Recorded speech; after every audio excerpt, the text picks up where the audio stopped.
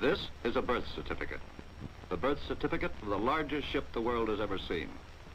Her name is Queen Elizabeth, and her gross tonnage, since in this case it is quite proper to mention the lady's weight, is 83,500 tons.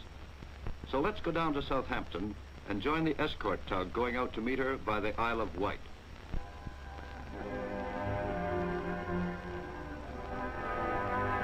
Oh, there she is.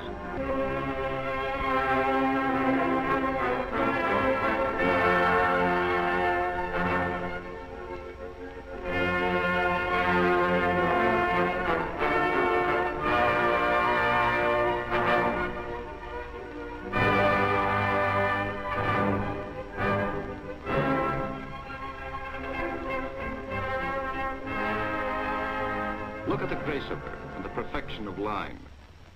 Direct descendant from the Mayflower and the wooden paddle steamers of 100 years ago, every kind of mechanical and engineering skill has been used to make the Atlantic crossing more speedy, more comfortable, and more nearly independent of Atlantic weather. From 100 passengers in 1847 and a single journey time of from 10 to 12 days, or, if it was stormy, more than 20 days, the Queen Elizabeth makes the 6,000-mile round trip between Southampton and New York regularly twice a month. Every time she docks, she puts ashore and takes aboard more than 2,300 passengers.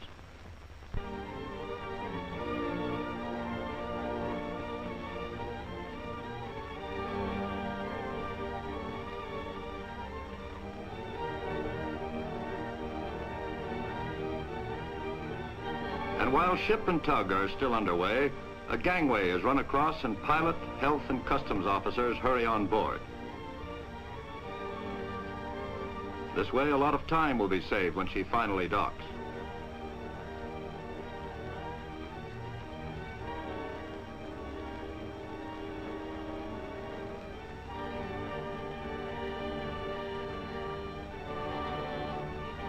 Even some bags of express mail and telegrams have been brought along.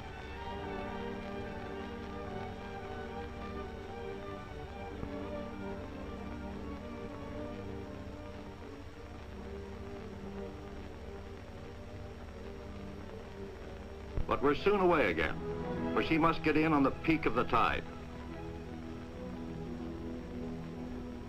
Here comes Pilot Smith. He's the man that's responsible for guiding her up the 6-mile channel right into her berth. So, from now on, the steering is directed by the pilot. And when you consider that the channel is no wider than the length of the ship, you'll realize just how skillful he has to be. A touch of this wheel moves the 140-ton rudder by hydroelectric pressure.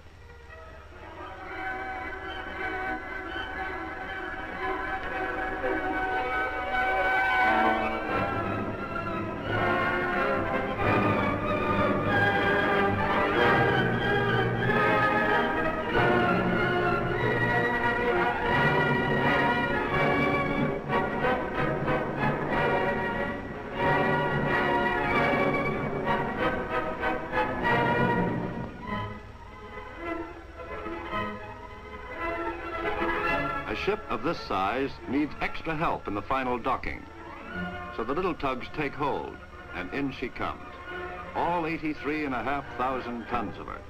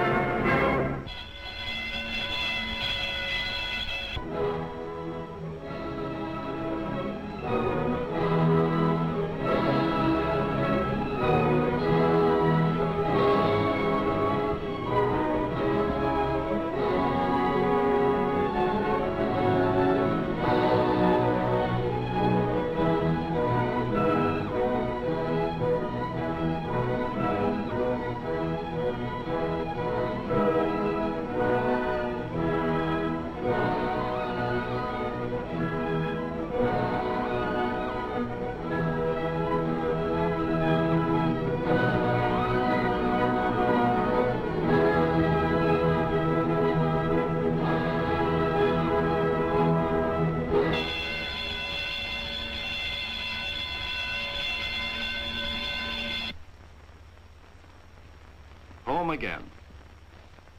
And after 5 days and nights of continuous work, the 200,000 horsepower engines can rest for a while. No one may leave the ship until the port customs and medical authorities have gone on board and received clear reports from the officers already there. Once they are satisfied, they give authority for disembarkation, or pratique as it's called. And off they begin to come, back to the old country.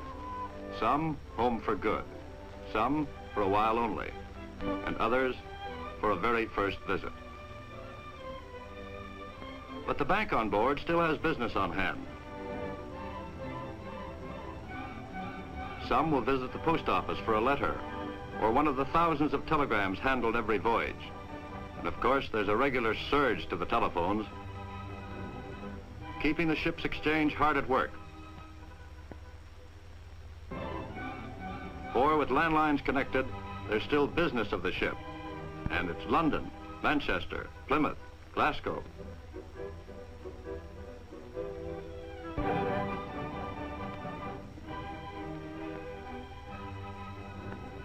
But it's time to be going. And of course, the stewards will help to carry your bags. And with everyone lending a hand, the pile soon grows.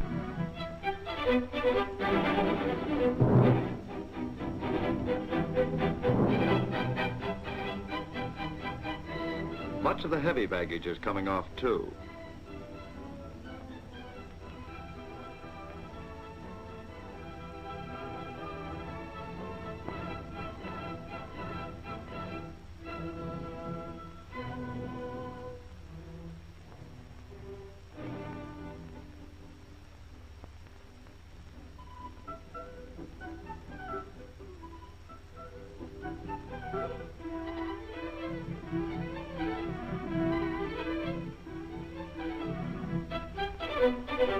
And with 6 special trains, all are soon away on the very last lap.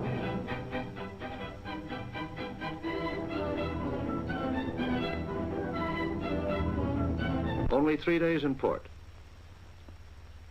But that's enough for a spot of leave, and most of the crew get a voyage off once in every 5 trips. Some 300 or so get away every time, but before they go, they must sign off. They get their pay and overtime.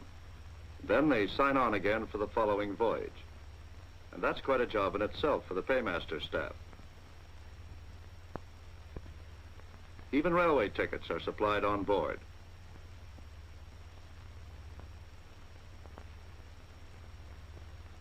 And now, having accounted for passengers and crew, let's take a look around the ship. Here's the main hall. It runs the whole width of the ship. And the great lounge with its many examples of British art. This representation of the Canterbury Pilgrims is carried out in 66 different kinds of veneer. Now, being a lady, she's naturally very particular about her appearance. She demands to be painted, not once or twice a year, but every single time she docks at home. Sometimes it's 30 tons of paint, but always several hundred gallons. And the very best quality, too. This beauty treatment constitutes a heavy item in her upkeep. And as for her general toilet, it's fresh water for the windows, and with decks like this, 700 feet long, it's scrub, scrub, scrub, and scrub again.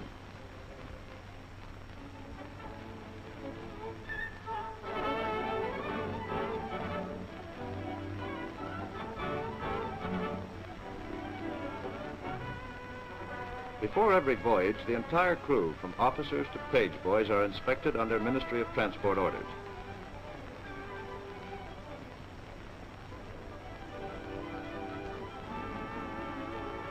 The medical officer and the Board of Trade officials are present, and there's no better chance of studying the types that man this great ship.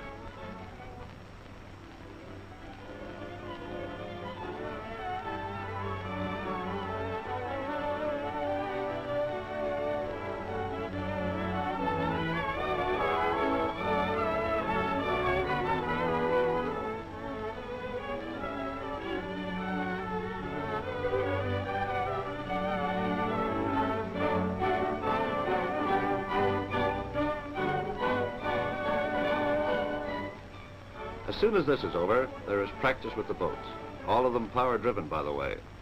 And then a quick return to duty. And this lady has a healthy appetite.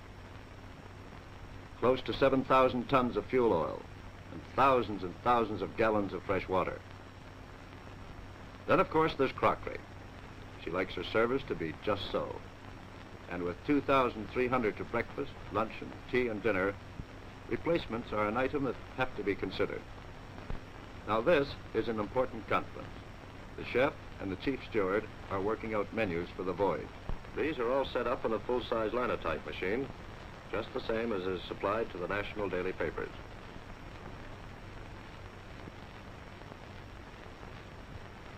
In the library, there are so many books to choose from, and in so many languages, too, that you might easily spend the entire voyage looking over the titles without reading one of them. In the cinema, the latest type of projectors have been installed, so that you needn't lose touch with the stars.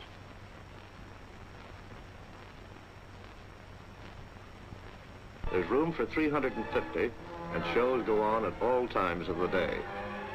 Very welcome on board is the ship's own gardener, who probably has a secret urge to ripen tomatoes, or should I say tomatoes, in the wheelhouse. But that must remain a dream, while he plants a bed like this to hold a lovely bronze that's in the main hall. And talking of dreams and beds, these are some of the staterooms.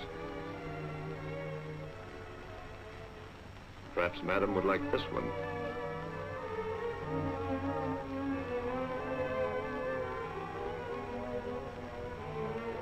Or this.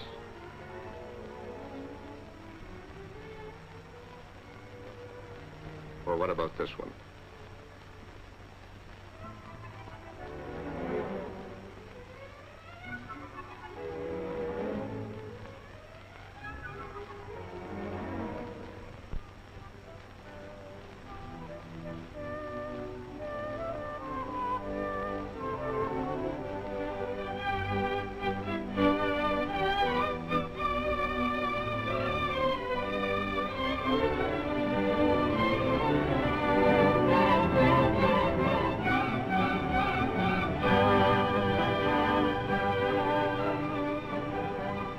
First of hundreds of bouquets sent on board as parting gifts.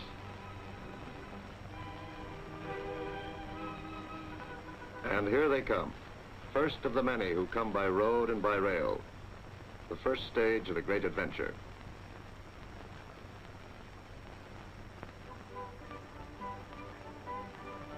From now on till nearly sailing time, there will be a constant stream of them spreading all over the ship.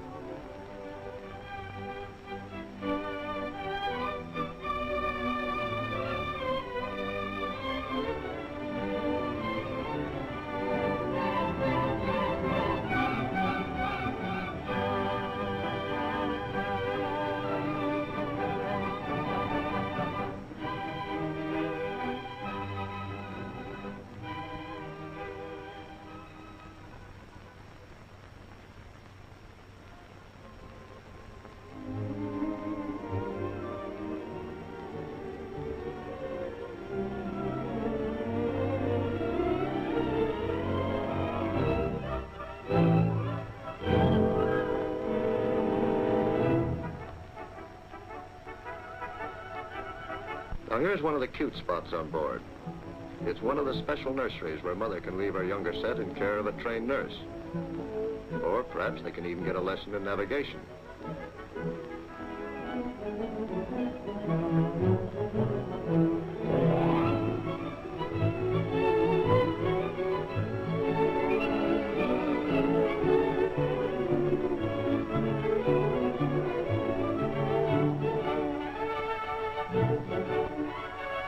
As long as the landlines are through, there's another last message home. Or perhaps his home's abroad. Let's try the radio. The Queen Elizabeth has a very special installation. This is the transmitter room, and he can reach any country in the world which has an international telephone exchange.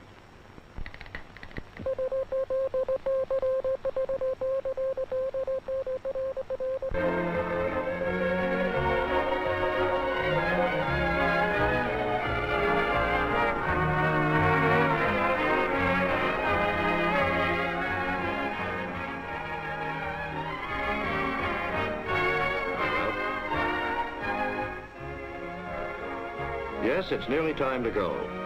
For some, it's goodbye, but for all, it's adventure. And it's easy to keep your spirits up in a place like this.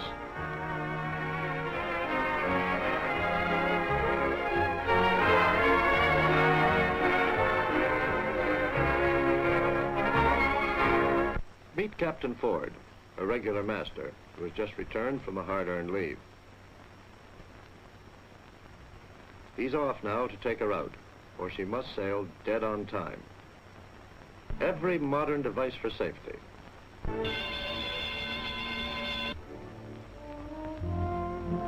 The 200,000 horses are all ready to go. And here are the men to run them, part of the staff of over 250.